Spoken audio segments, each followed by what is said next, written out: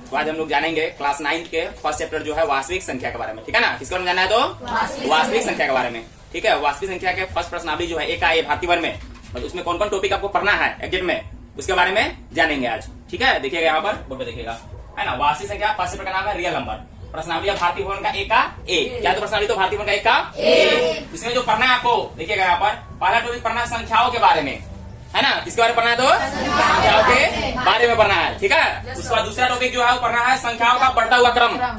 क्या कौन सा क्रम? तो संख्याओं का बढ़ता हुआ क्रम, वो भी किसमें? तो भिन्न में बटा में रहेगा उसका। नॉर्मल वाला का तो आप लोग सीख चुके हैं, छोटा छोटा मोटा क्वेश्चन है कि नहीं है। जो बटा में रहेगा, बटा में दिया रहेगा, उसका कैसे चीजें मैनेज होगा। ठीक है ना। तीसरा टॉपिक है संख्या रेखा प्रदर्शन। कौन सा टॉपिक है? तो संख्या रेखा प्रदर्शन।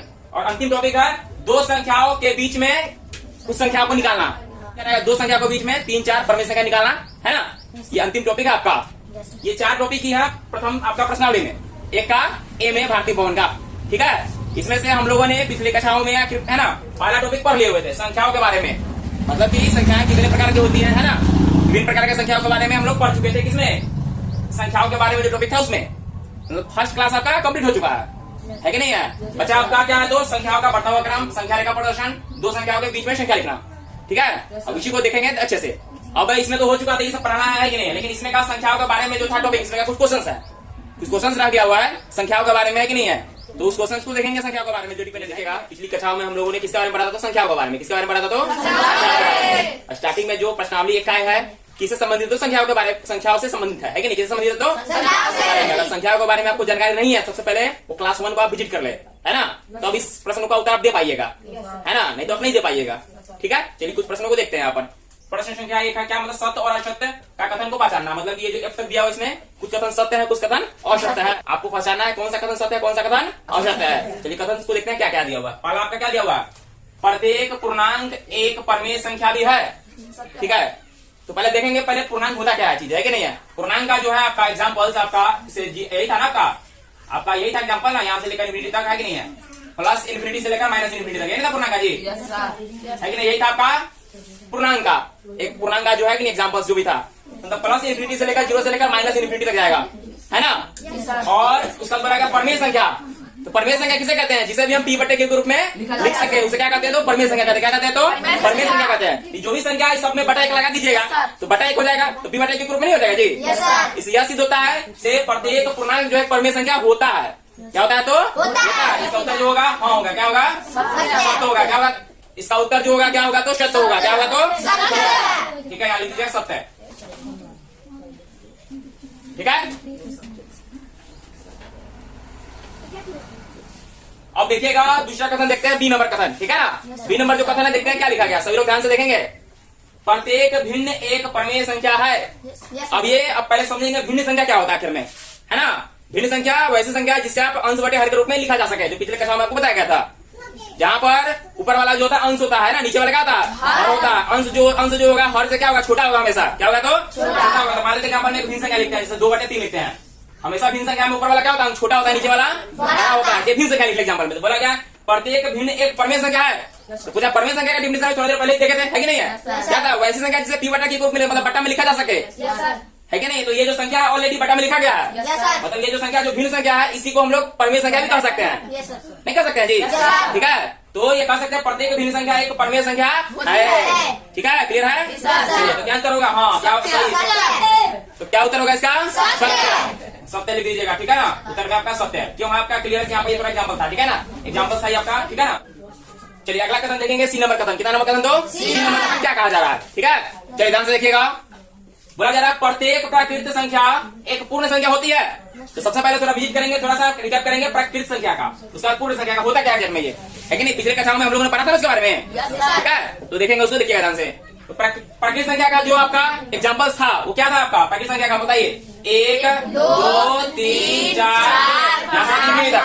ये हो गया प्राकृत संख्या। किसका हो गया? तो प्राकृत संख्या। पूर्ण संख्या क्या था? इसमें 0 जोड़ दे, है ना, पिछले कक्षा में बताया गया था ना।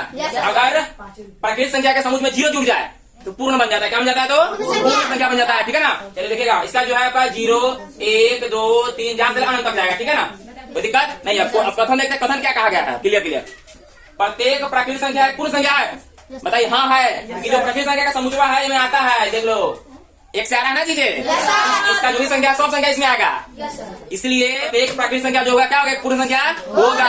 ये जो कथन है बिल्कुल सत्य है, ठीक है, यहाँ लिख देंगे सत्य अपना, ठीक है ना।